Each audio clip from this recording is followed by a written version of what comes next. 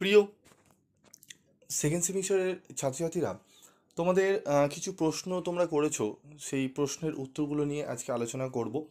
তোমাদের প্রথম প্রশ্ন হচ্ছে যে স্যার, আমাদের ফার্স্ট সেমিস্টারের রেজাল্ট কবে প্রকাশিত হতে পারে?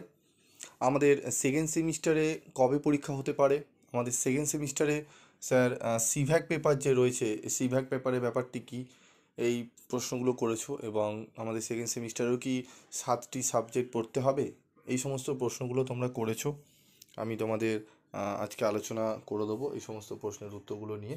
ঠিক আছে, তো চলো এক এক করে আমি প্রশ্নগুলো তোমাদের বলি। তোমরা জিজ্ঞেস করেছো সেমিস্টার 2-এ কটি সাবজেক্ট পড়তে হবে, সেমিস্টার 1-এর পাস নম্বর কত, সেমিস্টার 2 পরীক্ষা কবে হবে, সেমিস্টার 1 সাপ্লি পেলে কি হবে, সেমিস্টার 2-এর সাজেশন নোটস বই স্যার কোথায় পাবো, কোন বই কিনলে খুব ভালো হয়, এই প্রশ্নটি করেছো।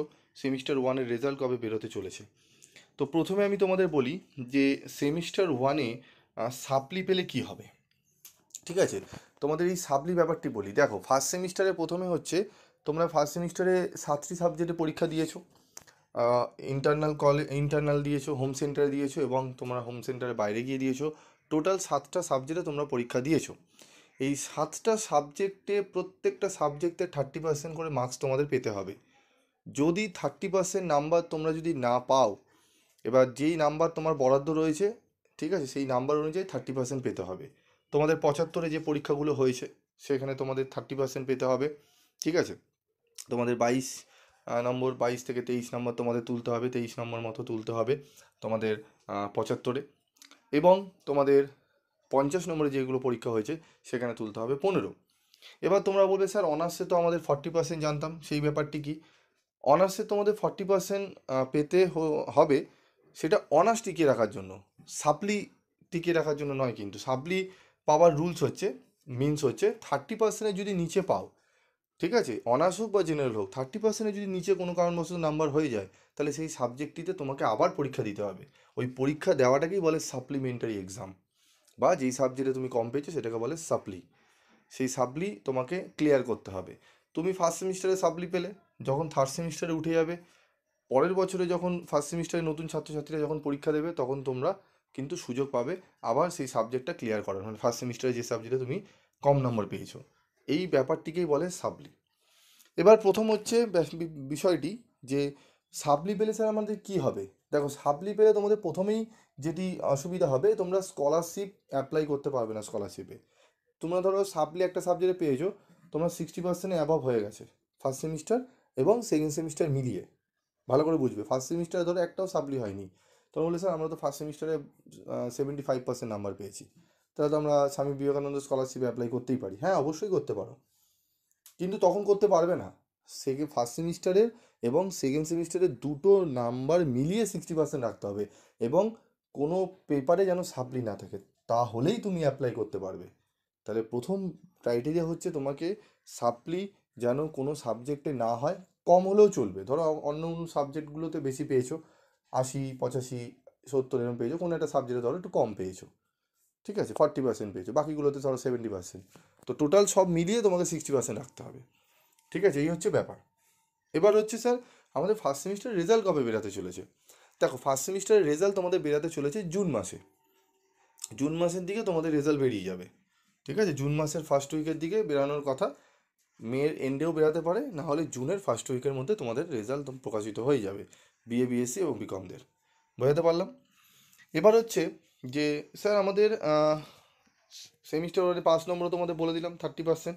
সেমিস্টার 2 পরীক্ষা কবে হবে, তার আগে তোমাদের বলি, সেমিস্টার 2-এর কিন্তু সাবজেক্ট তোমাদের 7টি, এখানেও 7টি সাবজেক্ট রয়েছে। তবে সিভ্যাক পেপার তোমাদের দুটো গতবারে ছিল, একটি ইএনভিএস এবং একটি কনস্টিটিউশনাল ভ্যালু। এবারে ইএনভিএস তো থাকছেই, তার সাথে যে কনস্টিটিউশনাল ভ্যালু যে সাবজেক্টটি ছিল, সেই সাবজেক্টটি আর সেকেন্ড সেমিস্টারে থাকছে না। তার পরিবর্তে তোমাকে 6টা সিভ্যাক পেপার দেওয়া থাকবে, তার মধ্যে একটি পেপার চুজ করতে হবে ইএনভিএস বাদ দিয়ে। ইএনভিএস তো থাকছেই, কম্পালসারি সবাইকেই পড়তে হবে। তার বাইরেও 6টা আরও সিভ্যাক পেপার রয়েছে, সেখানের মধ্যে তোমাকে যে কোনো একটা পেপার চুজ করতে হবে, বা অনেক সময় কলেজ তোমাকে বলে দেবে যে এই পেপারটা আমাদের কলেজে পড়ানো হয়, এই পেপারটি তুমি নিতে পারবে। সেটা তোমাকে দেখে নিতে হবে, সবার একই নাও হতে পারে। ঠিক আছে, সেই পেপার সম্পর্কে যদি জানতে চাও যে কটা পেপার আছে, কোথা থেকে কী পাবো, তার একটা আলাদা করে ভিডিও আমি পোস্ট করে দেবো, তোমরা কমেন্ট বক্সে লিখে জানালে আমি অবশ্যই আলোচনা করে দেবো। বোঝা গেল? এবার হচ্ছে সেমিস্টার 2 এর পরীক্ষা স্যার কবে হবে? দেখো তোমাদের সেমিস্টার 2 এর পরীক্ষা, তোমাদের সেমিস্টার 2 এর পরীক্ষা জুলাই মাসে হবে। ঠিক আছে, জুলাই মাসে তোমাদের পরীক্ষা সেকেন্ড সেমিস্টারে হতে চলেছে। তোমাদের 6 সেমিস্টারের পরীক্ষা শেষ হলেই তোমাদের কিন্তু সেকেন্ড সেমিস্টারের পরীক্ষা শুরু হবে। ফোর্থ সেমিস্টারের পরীক্ষা কিন্তু পরে হবে, সেকেন্ড সেমিস্টার হয়ে যাওয়ার পর এবারে ফোর্থ সেমিস্টারে কিন্তু পরীক্ষা হবে। তাই সেকেন্ড সেমিস্টারের পরীক্ষা কিন্তু জুলাইয়ের দিকে হতে চলেছে। ওকে, ভালো করে বিষয়গুলো মাথায় রাখবে। ঠিক আছে, বোঝা গেল বিষয়টি? আরেকটি রয়েছে যে সেমিস্টার 2 এ সাজেশন নোটস বই কোথায় পাবো? দেখো সাজেশন নোটস বই তোমরা এইচএসের মতো তোমরা ফার্স্ট সেমিস্টারও পরীক্ষা দিয়েছো, ওরকম কিন্তু বই অ্যাভেলেবেল পাওয়া যায় না। যে বইগুলোই কেন উত্তর হয়তো কোনো কোশ্চেনের উত্তর তোমরা কলেজে দিচ্ছে পাচ্ছ না, ঠিক আছে, কোনো ইয়ারের কোশ্চেন হয়তো ওখানে নেই, তো এরকম থাকে। পুরো সাজানো পুরো ইয়ার ভিত্তিক প্রশ্ন তোমরা পাবে না। আর তোমরা সাজানো গোছানো পুরো বই প্রপার বই তোমরা একটি বইয়ের মধ্যে পাবে না, তোমাকে 2-3টে রেফারেন্স বই নিয়ে কিন্তু কাজ চালাতে হবে। এবার বলে স্যার 2-3টে বই কিনবো, অনেকটা কস্টলি হয়ে যাচ্ছে, সেই জন্য আমি তোমাদের জন্য কি করি, তোমাদের জন্য নোটস বুক বানাই, ই বুক বানিয়ে রাখি। যারা ফার্স্ট সেমিস্টারে ফলো করেছো তারা জানো, সেই বইগুলো যেগুলো আমি দিই তোমাদের ই বুকগুলো, সেখান থেকে কিন্তু 100% কোশ্চেন কমন আসে। ঠিক আছে, সেইভাবেই তৈরি করা হয়। এবং তোমরা যদি মনে করো না স্যার আমরা স্টাডি মেটেরিয়াল নেবো না, আমরা বই নেবো, তো মার্কেটে অনেক বই অ্যাভেলেবেল রয়েছে, যে কোনো একটা বই তুমি সংগ্রহ করতে পারো। অবশ্যই ক্যালকাটা ইউনিভার্সিটির সিলেবাস অনুযায়ী দেখে নেবে, কেন তোমাদের ক্যালকাটা ইউনিভার্সিটি আছে, বর্ধমান ইউনিভার্সিটি আছে, বারাসাত ইউনিভার্সিটি রয়েছে, ওয়েস্ট বেঙ্গল স্টেট ইউনিভার্সিটি যেটাকে আমরা বলি, ঠিক আছে, কল্যাণী ইউনিভার্সিটি রয়েছে। তো এরকম অনেক ইউনিভার্সিটি মিলিয়েও কিন্তু অনেক সময় কম্বাইন্ড বই থাকে সমস্ত সিলেবাস, তো সেখান থেকে ক্যালকাটা ইউনিভার্সিটির কোনগুলো রয়েছে সেগুলো বাছাই করাও স্টুডেন্টদের পক্ষে অসম্ভব হয়ে পড়ে। ঠিক আছে, এই বিষয়গুলো মাথায় রাখবে, দেখবে অনেকটা সুবিধা হবে। এবং প্রত্যেকটা ক্লাস যেগুলো কলেজে করানো হয় সেগুলোকে ভালো করে ফোকাস রাখবে। ঠিক আছে, দেখবে অনায়াসে তোমরা ভালো রেজাল্ট করতে পারছো।